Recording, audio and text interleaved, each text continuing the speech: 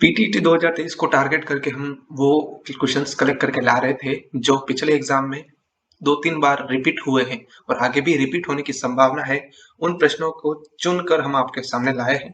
ये दूसरा वीडियो है, एक वीडियो पहले हो चुका है, मतलब ये सेकंड क्लास है, एक क्लास पहले हो चुकी है, वो चाहे तो आप प्लेलिस्ट में जाके देख सकते हैं। बिना देर किए चलिए चलते हैं सीधे पहले और इम्पोर्टेंट क्वेश्चन पर। क्वेश्चन है, शिवाजी के साथ पुरंदर की संधि 1665 ईस्वी पर हस्ताक्षर करने वाला राजस्थान का शासक था। इसका सही जवाब होगा जय सिंह प्रथम। इसका होगा मिर्जा राजा जय सिंह या जय सिंह प्रथम, जिसने छत्रपति शिवाजी महाराज के साथ पुरंदर की संधि की थी 1665 ईस्वी में। ठीक है, अकबर की तरफ से गए थे जय सिंह और वो दूसरी तरफ थे, सॉरी अकबर नहीं, मुगल बादशाह औरंगजेब की तरफ से गए थे जय सिंह, और शिवाजी के पुत्र थे छत्रपति संभाजी महाराज, उन्होंने की थी छत्रपति शिवाजी महाराज की तरफ से संधि। ठीक है, मानसिंह प्रथम अकबर के समय थे। जगत सिंह जी ये अपने उदयपुर में भी थे और जयपुर में भी थे, दो थे, दोनों जगह थे, और महाराणा राज सिंह जी अपने मेवाड़ के। अगला प्रश्न है, जयपुर में स्थित हवा महल का निर्माण करवाया गया जय सिंह द्वारा, मान सिंह द्वारा, प्रताप सिंह द्वारा या फिर ईश्वर सिंह द्वारा? इसका सही जवाब होगा ऑप्शन सी, प्रताप सिंह। सवाई प्रताप सिंह, जिन्होंने जयपुर में स्थित हवा महल का निर्माण करवाया था। 953 खिड़कियां हैं, 5 मंजिला है, श्री कृष्ण के मुकुट के समान है। ठीक है, कौन सा शासक ब्रजनिधि के नाम से कविताओं की रचना करता था?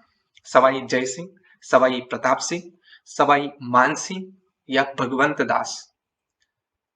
इसका सही जवाब होगा वापस वही ऑप्शन बी, सवाई प्रताप सिंह। सवाई प्रताप सिंह हवा महल भी बनवाया और कला प्रेमी शासक थे। ठीक है, इन्होंने गंधर्व बाईसी की स्थापना की, जिसमें 22 विद्वानों को रखा हुआ था, जो हम थ्योरी की क्लास में पढ़े थे डिटेल में। और इन्होंने ये खुद कविताएं लिखते थे, और इन कविता में ये अपना नाम किस नाम से संबोधित करते थे इनको? ब्रजनिधि के नाम से। ठीक है, अलाउद्दीन खिलजी के साथ जालौर शासक कान्हड़ देव के मध्य युद्ध का वर्णन मिलता है। कौन से ग्रंथ में इसका वर्णन मिलता है ये पूछा है। पहला है कान्हड़ देव प्रबंध में, नैणसीरी ख्यात में, हम्मीर रासों में या हरिकेली में? इसका सही जवाब होगा ऑप्शन ए, कान्हड़ देव प्रबंध में। कान्हड़ देव प्रबंध पद्मनाभ द्वारा लिखित ग्रंथ है, जिसमें अलाउद्दीन खिलजी और जालौर शासक कान्हड़ देव के मध्य युद्ध का वर्णन मिलता है। ठीक है, चौहान शासक जो कवि बांधव के नाम से जाना जाता था? विग्रहराज चतुर्थ, पृथ्वीराज प्रथम, अर्णोराज या फिर हम्मीर देव चौहान? सही जवाब होगा ऑप्शन ए, विग्रहराज चतुर्थ। इनका एक नाम और भी था, बिसल देव। इनको कहते थे कवि बांधव। ठीक है, कला प्रेमी थे, कवियों को शरण देने वाले थे, इसलिए कहते थे कवि बांधव, यानी कवियों का बंधु मित्र। ठीक है, अगला प्रश्न है, राजस्थान के किस शासक को राय पिथौरा की उपाधि प्राप्त थी? राय पिथौरा किस शासक को कहा जाता था? ये विग्रहराज चतुर्थ, पृथ्वीराज तृतीय, अर्णोराज या फिर हम्मीर देव चौहान?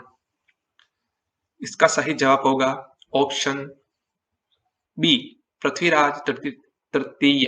पृथ्वीराज तृतीय, इनका पूरा नाम था चक्रवर्ती सम्राट पृथ्वीराज चौहान। ठीक है, चलिए, भगत आंदोलन संबंधित है मोतीलाल तेजावत से, गोविंद गिरी से, माणिक्यलाल वर्मा से या फिर हीरालाल शास्त्री से? इसका सही जवाब होगा ऑप्शन बी, गोविंद गिरी से। ठीक है, गोविंद गिरी से संबंधित था भगत आंदोलन।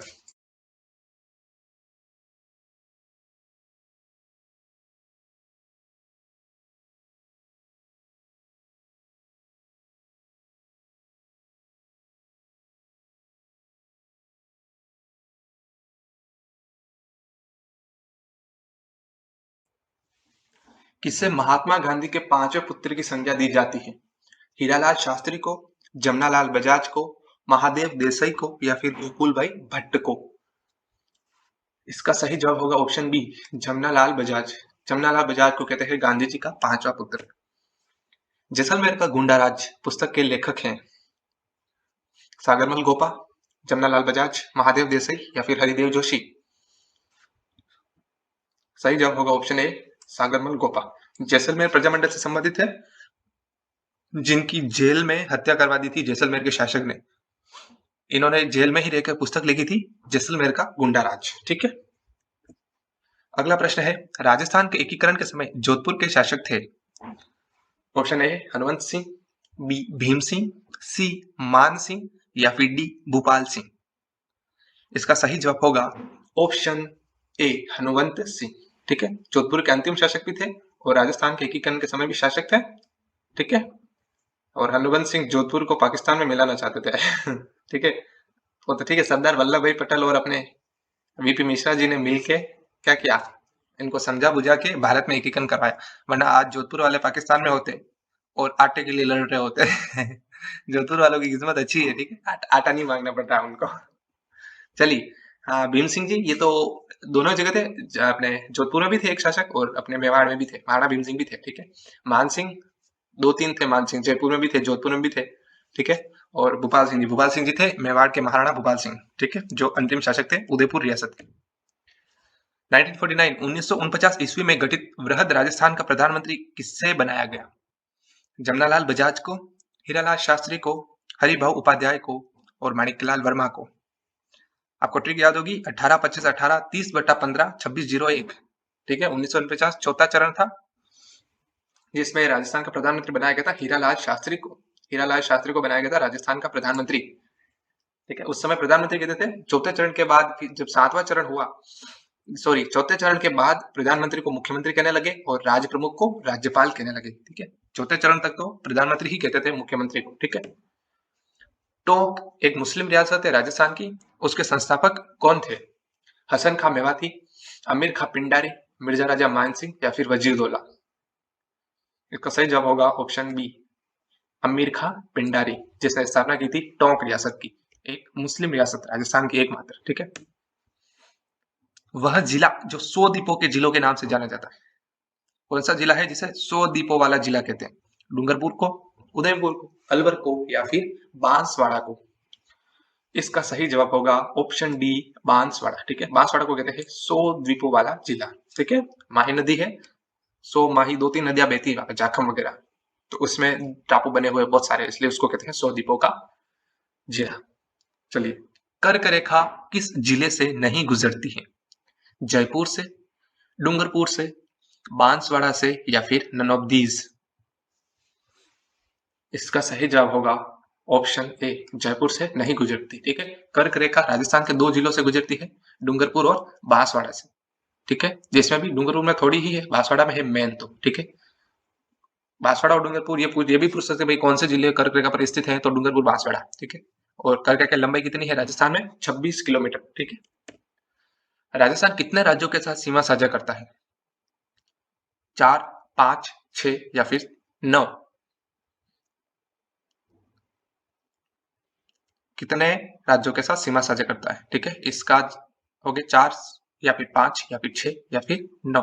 तो ये अपन देखते हैं, इसको ऊपर से देखते चलते। देखिए, सबसे पहले सीमा साझा करता है पंजाब के साथ, फिर हरियाणा के साथ, फिर उत्तर प्रदेश के साथ, मध्य प्रदेश के साथ, उसके बाद गुजरात के साथ, यानी 5 राज्यों के साथ राजस्थान सीमा साझा करता है।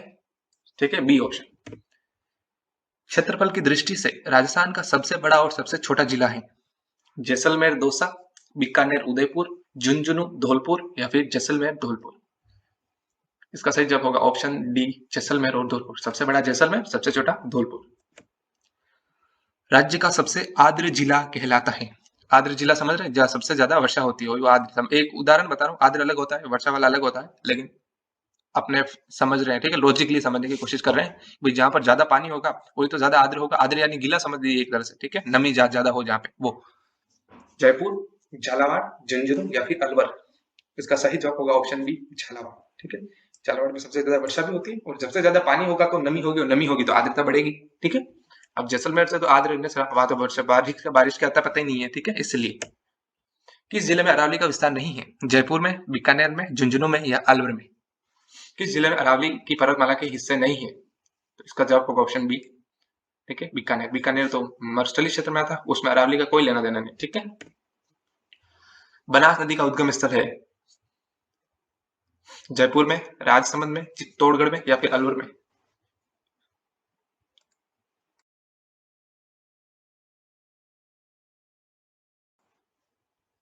इसका जवाब होगा ऑप्शन बी, राजसमंद में। ठीक है, खमनोर की पहाड़ियों से निकलता है राजसमंद जिले से। ठीक है, राजस्थान का सबसे लंबा बांध कौन सा है? बिसलपुर बांध, जाखम बांध, माही बजाज सागर बांध या फिर कागदी पिकअप बांध? इसका सही जवाब होगा जिसका नाम सबसे लंबा वो सबसे लंबा बांध, माही बजाज सागर बांध। ठीक है, बहुत लंबा नाम है ना, इसे याद रखना, जिसका नाम सबसे लंबा वही सबसे लंबा बांध, माही बजाज सागर बांध। ठीक है, और एक चीज और है, ये जो जाखम बांध है, जाखम बांध है राजस्थान का सबसे ऊंचा। ठीक है, ऊंचा, सबसे ऊंचा बांध कौन सा है, तो जाखम है। और सबसे लंबा पूछे तो माही। ठीक है, तो ये थे अपने इंपोर्टेंट प्रश्न जो पहले पूछे गए हैं और आगे भी पूछने की संभावना है। उम्मीद करता हूँ आपको ये क्वेश्चन याद हो गए होंगे। तब तक के लिए मिलते हैं अगली क्लास में, तब तक के लिए स्टाला विस्टा।